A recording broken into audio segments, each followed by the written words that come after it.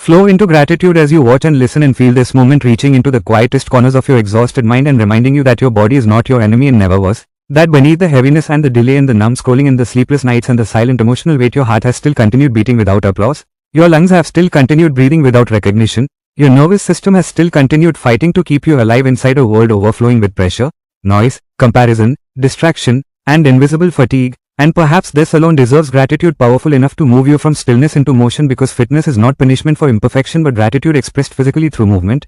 Gratitude for knees that still bend, for shoulders that still rotate, for tired eyes that still wake to another morning, for a spine still carrying memory and pressure and survival through every difficult year. And now suddenly movement stops feeling like obligation and starts feeling like conversation between you and life itself, because every stretch becomes gratitude for flexibility not yet lost. Every deep breath becomes gratitude for air still entering the body freely. Every step becomes gratitude for balance. Every drop of sweat becomes gratitude for circulation.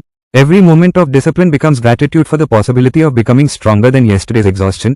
And perhaps the deepest tragedy of modern life is not that people are weak, but that so many have forgotten their bodies are quietly begging to feel alive again beneath layers of overstimulation and emotional burnout and algorithmic paralysis. And now the rhythm intensifies because millions search for deep focus and dopamine detox and nervous system healing and sleep recovery and gym motivation and self-improvement and mindfulness meditation and emotional resilience and biohacking and longevity and productivity and wellness transformation, because beneath all these searches there exists one desperate human desire. The desire to feel energy return to the soul before time disappears completely.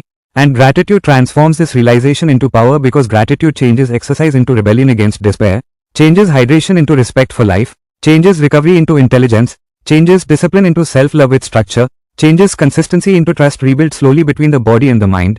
And now fitness expands beyond muscles into emotional resurrection itself, where walking becomes proof that inertia has not defeated you, where stretching becomes emotional release trapped inside the nervous system for years, where lifting weight becomes symbolic resistance against hopelessness, where controlled breathing becomes proof that panic does not own your consciousness forever. And perhaps the most beautiful reality hidden beneath all transformation is that the body never asks for perfection before rewarding effort. It rewards movement first, rewards attempts first, rewards tiny acts of courage repeated quietly in private long before visible results appear. And now the rhythm rises like a storm through every age and every country, because the exhausted student staring at midnight screens and the lonely worker carrying invisible stress and the aging parent trying to preserve vitality and the anxious teenager searching for confidence and the emotionally overwhelmed mind struggling to reconnect with itself are all secretly searching for the same thing, the feeling of being alive inside their own body again. And gratitude makes that transformation possible, because gratitude slows self-hatred long enough for healing to begin, slows comparison long enough for discipline to grow naturally, slows hopelessness long enough for momentum to return, and perhaps true fitness